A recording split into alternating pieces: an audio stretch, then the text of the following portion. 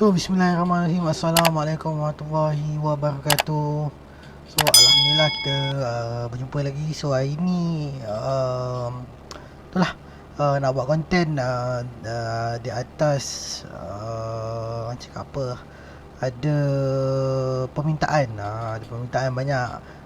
Sebelum ni di Facebook saya ada paparkan satu status mengenai penggunaan perlu wujudnya kegunaan studio video ataupun studio rakaman di sistem pengajian lah, supaya dia membantu dalam cikgu-cikgu ni untuk lebih kreatif. Kalau kita sebagai cikgu untuk keluarkan modal untuk set up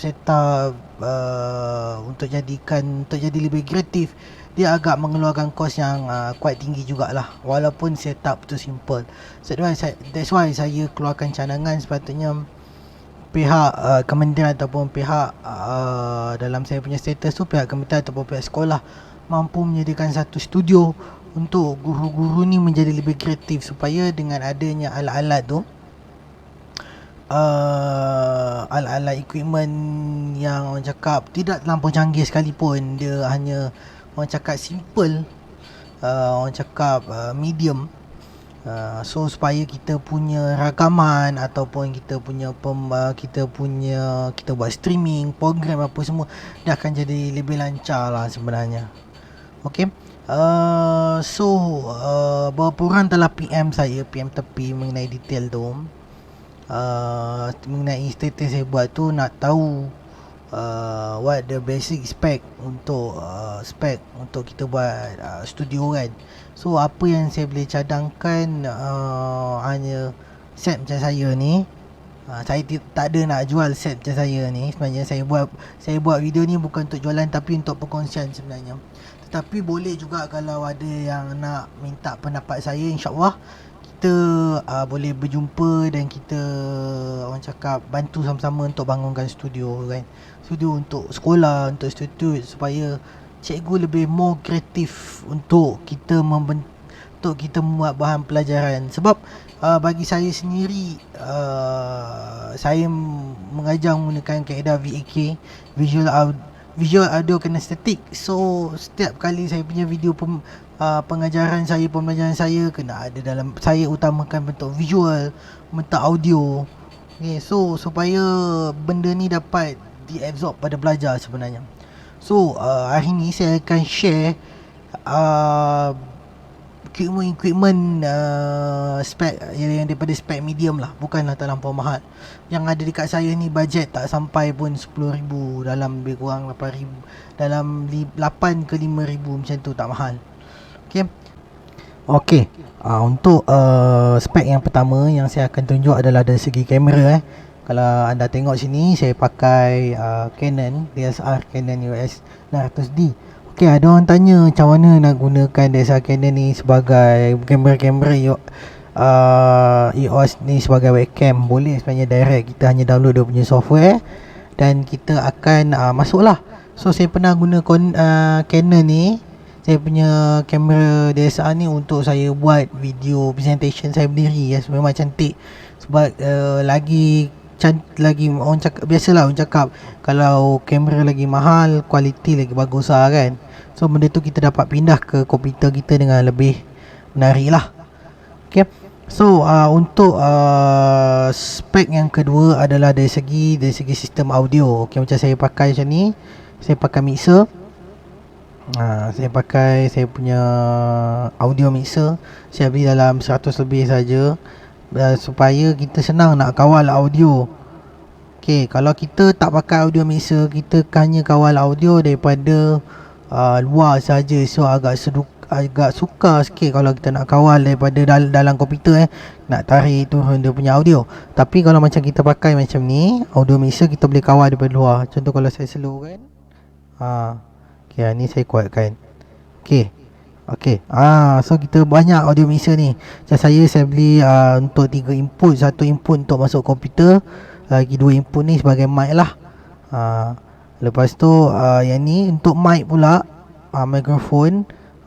Biasanya kalau saya buat presentation, saya sama ada saya pakai clip mic ataupun saya pakai Macam ni lah, cordless mic.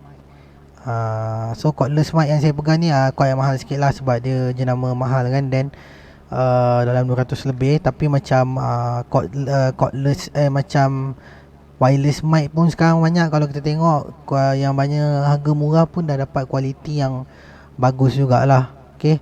Ataupun mic macam saya pakai ni banyak kepada untuk kita buat sendiri punya video kan. Banyak YouTuber pakai kan. Itu adalah one of the spec yang kita kena tengok.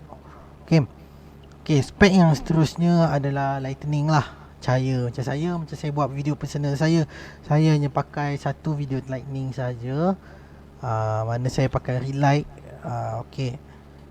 Sebab untuk ring light ni pun dia memainkan, untuk light ni pun dia memainkan peranan so kalau pencahayaan tak cukup, kita pakai green screen. Macam kalau kata light kita tak cukup, green screen kita memang akan berterabur. Kalau kita nak buang, kalau kita nak buat chrome key, memang akan berterabur kalau dia tak rata. Sebab tu lightning ni dia memainkan peranan penting juga. Macam saya pakai personal, tapi untuk studio kita akan pakai LED light. Dalam lebih kurang saya tengok rate dalam 200. Saya ada satu lagi LED, saya ada satu LED light yang kecil dan memang powerful dalam saya punya store. Ada satu lagi saya tengah order LED untuk studio juga dalam 100 lebih. Okay, so dia quite okay jugalah. Okay, seterusnya adalah mengenai komputer kita. Yang ini adalah satu sistem yang orang cakap quite penting juga, supaya kita buat live streaming, kita buat recording, dia lebih lancar. Kita buat editing dia lebih lancar. Kalau kita tengok sekarang ni banyak orang pakai laptop ni, dia RAM dia kecil, kadang-kadang setengah laptop RAM dia kecil. So dia tak boleh bekerja lebih, tak boleh bekerja kuat. Tu yang jadi lag, jadi sangkut apa semua kan. Okay, so macam sistem komputer saya ni saya pakai dah, alhamdulillah kebanyakan program saya buat, alhamdulillah dia tak lag, tak sangkut. Saya buat ni pun simple, rate dalam 3,000. Okay, so apa yang saya pakai, yang penting RAM saya 18GB, saya pakai 66. So saya pakai, bila saya pakai RAM 6GB, kalau tengok kita punya RAM usage pun 26%, dia tak bekerja kuat. Kalau macam saya buat live streaming ke apa, dia akan makan lebih kurang 35 kan, tak banyak. Okay. Dari segi graphic card pun mainkan peranan lah untuk editing. Sekarang ni saya pakai GTX 1060, rate dia dalam, tak salah saya 1500. Okay, 1500 ke 1600. Yang lain tu sistem biasa lah. Saya pada segi CPU saya pakai CPU saya pakai Ryzen 5. So all the total usage termasuk dengan saya punya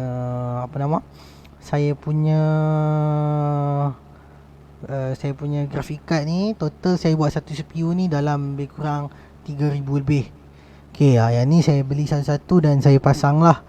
So saya rasa di peringkat sekolah pun kena ada benda macam ni. Di peringkat pendidikan, di peringkat untuk kita menjadikan pendidikan kita lebih kreatif. Okey, antara yang lain adalah monitor. Kalau tengok kat sini saya pakai dua monitor. Okey, ada orang tanya bang kenapa pakai dua monitor. Okey. Satu kenapa saya pakai dua monitor, untuk saya mudah untuk arrange kerja saya. Contoh sekarang ni macam saya tengah buat rakaman, kalau tengok satu rakaman ni untuk saya untuk buat kerja main kerja, yang kedua adalah saya punya second, nampak saya boleh setting rakaman saya. Okay. So that kita boleh pindah-pindah. Okay. Ini dua monitor ni orang cakap banyak membantu kerja lah sebenarnya. Okay, kalau ada 3 monitor pun tak ada masalah, tapi bergantung dengan kita punya CPU lah, sama ada boleh support ke tidak. Okay. Okay, sekarang ni jom kita balik kepada kita punya green screen pula. Okay. Untuk green screen, okay, nampak di belakang saya ni. Okay, saya pasang saya punya palang lah kat atas, sebab tu nampak green screen saya tergantung. Saya bukan pakai dinding Okay, sebab apa? Sebab green screen ni saya pakai kain rentang, memang green screen, supaya saya boleh buat portable lah, boleh gerakkan ke mana-mana. Okay, Okay. Kadang saya bawa saya punya green screen ni pergi photo shooting dekat akademi kan. So saya orang cakap apa, penting lah untuk saya pakai portable. Bila-bila masa saya boleh buka dan pasang. Okay, untuk green screen ni pun dia memainkan peranan dengan cahaya. Okay, kalau cahaya kita tak kuat, okay, dia akan menjadikan satu color yang tidak rata sebenarnya. So bila color tak rata, bila kita nak buat chrome key, dia akan tak cantik lah. Contoh kalau saya tutup lightning saya sekarang, nampak satu cahaya gelap, satu cahaya terang. Okay, satu part gelap, satu part terang. So kalau saya buka, nampak, so dia kontra, sama. Dia sama cahaya dia tu. Okay, so kalau kita tambah cahaya, jangan terlampau tengok juga. Okay, yang seterusnya mengenai green screen ni pula, kalau kata biasanya, kalau kita buat sebagai studio, mana lagi besar ruang kamera kita, lagi banyak green screen kita pakai. Tetapi anda kena ingat, kita pakai green screen tak boleh terlampau rapat dengan green screen.